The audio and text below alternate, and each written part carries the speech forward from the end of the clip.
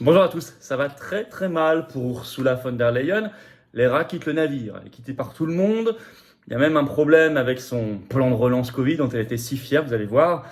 Ça se précipite, ça s'accélère. Je veux dire, tant mieux, hein. Elle incarne tellement l'Union européenne que quand elle est attaquée, affaiblie, c'est l'Union européenne qui est affaiblie. Et on va voir pourquoi, et ça pose des questions très sérieuses. Évidemment, à nous d'utiliser cela pour faire avancer le Frexit, la cause que nous portons aux patriotes, vous savez, c'est-à-dire la sortie de la France de l'Union européenne, l'indépendance, la liberté, la souveraineté, pour avoir un avenir, pour reprendre le contrôle, tout simplement. Ne plus être ballotté par les politiques mondialistes, oligarchiques, européistes.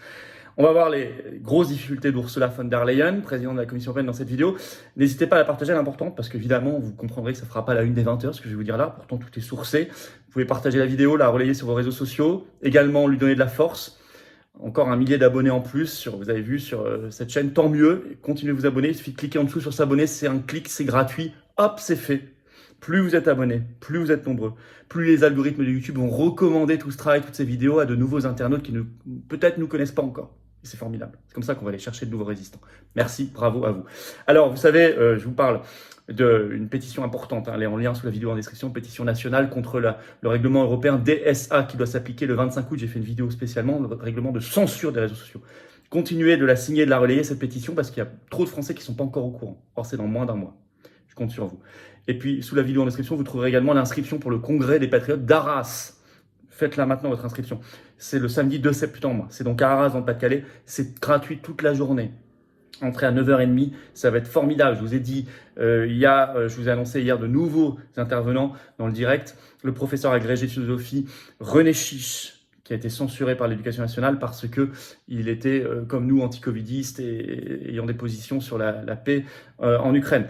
Par ailleurs, nous avons Romain Bessonnet, secrétaire général du Cercle Aristote, spécialiste des relations Ukraine-Russie, de la guerre de la Russie, écrivain, qui sera là aussi. Mais vous savez qu'il y a déjà André Berkoff, Gilbert Collard, Pierre-Yves Rougeron, Éric Morillo, Régis Le Sommier. En vidéo, nous aurons beaucoup de monde, Laurent Firode et tant d'autres, voilà, qui sont présents au Congrès des Patriotes. C'est l'endroit où il faut être. Arras, samedi 2 septembre. Inscrivez-vous. Une inscription par personne si possible, ça nous aide pour voir tout ça, organiser tout ça. Merci, bravo d'avance, j'ai hâte de vous voir. Voilà, j'ai hâte de vous voir aussi aux Patriotes. Venez, prenez votre carte orange. Ça, c'est l'espérance. Voilà. Ça, c'est un mouvement anti-oligarchique de résistance, patriotique, populaire. C'est beau, c'est très beau. On se bat pour des choses très nobles. La liberté, la souveraineté, la dignité de l'individu, de l'humanité. La France libre, belle, éternelle, rebelle. Le beau, justement, le beau. Ça nous dépasse. Les générations qui viennent après nous. Alors, vous soyez en métropole, outre-mer ou à l'étranger, on est présent partout. Vous serez mis en relation avec des gens qui pensent comme vous à côté de chez vous. C'est ça, être adhérent ou réadhérent si votre adhésion n'est plus à jour. Vous pouvez également faire un don de soutien au mouvement parce qu'il n'y a pas les millions d'euros qui coulent sur d'autres mouvements politiques, d'argent public. Oh là non, c'est pas le cas ici. Or, on fait. Et ça coûte cher. Les Européennes vont coûter cher à Arras aussi. Comment on fait pour adhérer, réadhérer? C'est le premier lien sous la vidéo en description. C'est un lien également en commentaire épinglé. Une petite fiche maintenant sur l'écran et dans les dernières secondes de la vidéo, le lien apparaîtra sur votre écran. Choisissez. Faire un don de soutien en Patriote, c'est le deuxième lien sous la vidéo en description. Faites-le maintenant. Aidez le mouvement maintenant. Engagez-vous maintenant. L'oligarchie, elle attaque maintenant.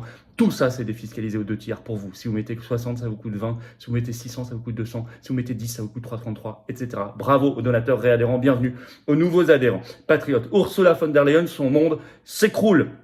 Succession de difficultés. Oh, je dis pas que tout est fait. Je dis pas que le Frexit est pour demain matin. Attention, ne me faites pas dire ce que j'ai pas dit. Je donne les faits. Et je dis que c'est très bien. Et si vous avez suivi mes vidéos ces derniers mois sur Ursula von der Leyen, vous n'êtes pas surpris. La base était pourrie. Son équipe jette l'éponge. Problème avec son plan de relance Covid, je vous explique. Seul au monde, article Politico, ce 25 juillet, le titre, c'est explicite, Ursula von der Leyen perd son équipe. Je cite des extraits de Politico. À 1 an de la fin de son mandat, certains, et encore elle veut empiler, certains de ses commissaires en ont assez.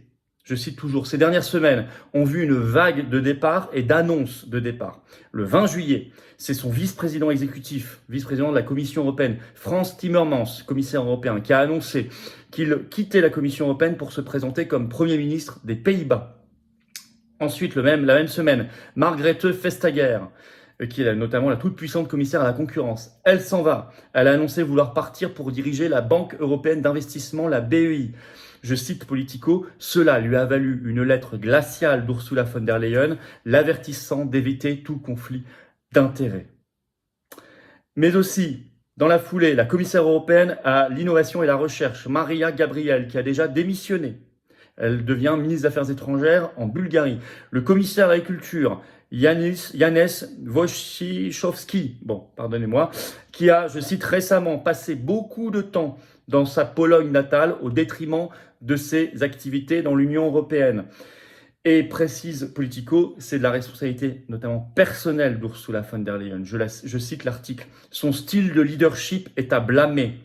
Son style de gestion irrite. Je cite toujours. Elle prend ses décisions à huis clos avec juste une petite coterie de conseillers. Je cite toujours. Les commissaires découvrent les choses via les médias. Et même cette phrase dans Politico, elle dirige cette commission en technocrate venant d'Allemagne, entourée de conseillers allemands. Ça, c'est très révélateur.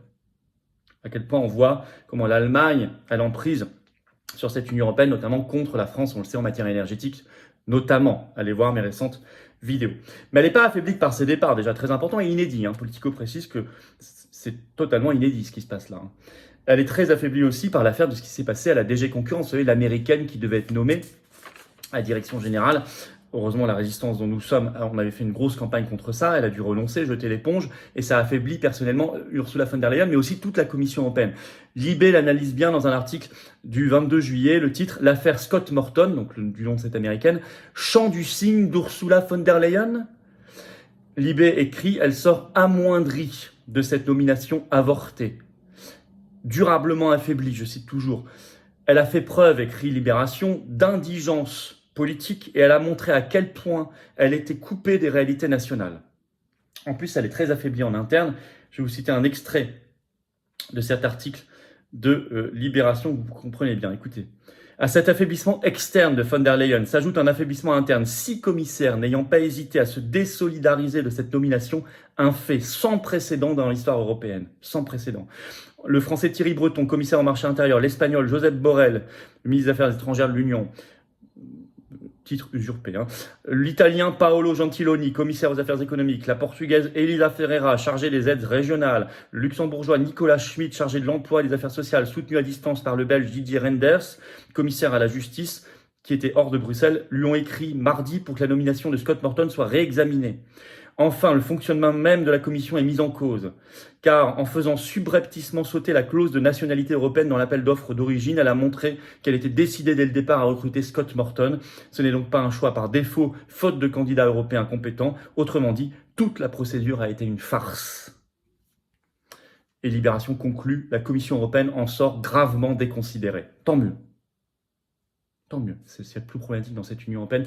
Ce qu'il y a de plus puissant, c'est là qu'il faut attaquer au cœur pour que toute l'Union européenne disparaisse, soit dissous. Il faut la dissoudre. Cerise sur le gâteau, l'échec de son plan de relance Covid. Alors ça, c'était pas prévu. On en parle depuis l'origine, il date, vous le savez, de juillet 2020. Celui où la France s'engage sur 80 milliards pour en recevoir 37. Petit problème. Mais même ça, c'est loupé. Article d'Euronews, très détaillé, qui date du 27 juillet, tout récent. Le titre, les obstacles inattendus du plan de relance européen. Inattendu. Je cite, l'argent du fonds de redressement post-Covid n'est pas injecté dans l'économie comme prévu. Je cite, seuls 153,38 milliards d'euros, soit 21,1% du total sur 723,8 milliards, mis à disposition des États membres sous forme de prêts et de subventions, ont été déboursés. Seulement 21%. 3 ans plus tard. Je cite toujours, la dynamique du versement des fonds est au point mort. Et dans les explications données, un mot est lâché. Possible corruption. Je cite Euronews. La semaine dernière, l'agence de notation S&P Global a pointé du doigt la surveillance de la corruption, les règles de l'Union européenne en matière d'aide d'État et l'inflation élevée comme raison possible des retards. Je cite toujours l'article. Les lacunes dans les rapports soulèvent des questions légitimes sur d'éventuelles fraudes et corruptions. La Cour des comptes européenne a constaté que les mesures anti-fraude de la Commission pouvaient être améliorées. L'exécutif européen n'a pas prévu d'examiner la manière dont les pays vérifient que les projets d'investissement financés sont conformes aux règles européennes et nationales, a déclaré un porte-parole. Possible fraude et corruption. Or, c'est le bébé d'Ursula von der Leyen, ce plan de relance Covid. Elle en a parlé, elle en est très fière, elle l'a porté. C'est même le bébé de la Commission européenne. Et de l'Union européenne. Combien de fois on vous en parle à la télé, les responsables politiques européens qui vous disent « il y a le plan de relance Covid formidable », mais c'est un échec total. Possible fraude et corruption. Alors, en conclusion, d'abord, on rebondit sur ça, ce que je viens de dire, système totalement inefficace. Nous ferions mieux d'avoir nos propres plans de relance nationaux, puisque manifestement, quand ça vient de là-bas, c'est une catastrophe. L'argent n'est même pas déboursé. Frexit s'impose, y compris pour ça. Ce qui est très intéressant, c'est que la Commission européenne, Ursula von der Leyen, sa tête de proue, sont très affaiblis.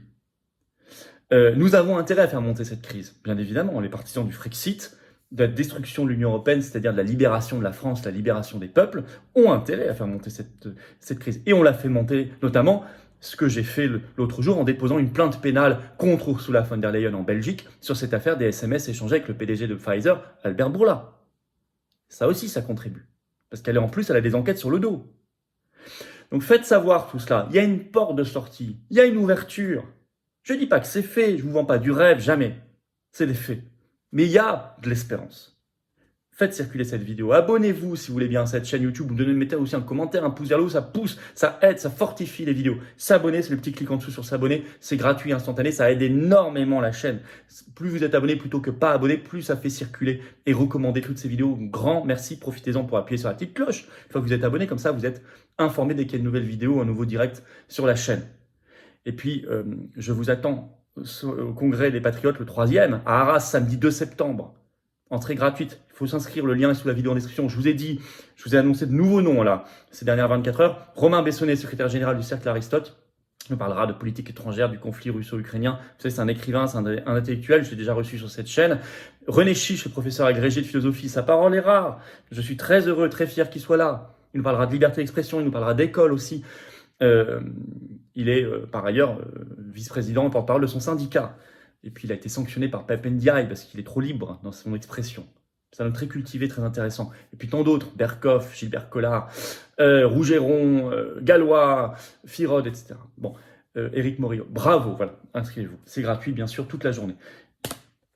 Je vous attends, patriotes. Voilà. Je vous attends, patriotes. Ça, je ne peux pas le faire gratuit parce que je n'ai pas les millions d'euros d'argent public qui coulent sur nous, ni l'aide des banques, nous, on est anti-oligarchique. Si je pouvais, je le ferais. Mais je ne peux pas. Nous, on a les prix les plus bas parmi les mouvements politiques. Vous irez voir. Et puis ceux qui peuvent mettre plus, mettez plus, c'est défiscalisé aux 2/3 de vos impôts. Si vous mettez 100, ça vous coûte 33. Il y en a qui peuvent mettre 3000, ça leur coûte 1000. Mais faites-le. Les dons, on en a besoin. Le mouvement en a besoin pour organiser Arras, qui va coûter des dizaines de milliers d'euros. Les élections européennes de juin prochain, qui vont coûter plus d'1 million. Voilà. Adhérer, réadhérer, c'est le premier lien sous la vidéo en description. C'est un lien en commentaire épinglé. Dans quelques secondes, le lien apparaît sur l'écran. Vous serez les bienvenus. Nouvel adhérent ou réadhérent si votre adhésion n'est plus à jour. Faire un don de soutien patriote, c'est le deuxième lien sous la vidéo en description. Il sera le bienvenu. Bravo aux donateurs, aux réadhérents, bienvenue aux nouveaux adhérents patriotes. Vive la France!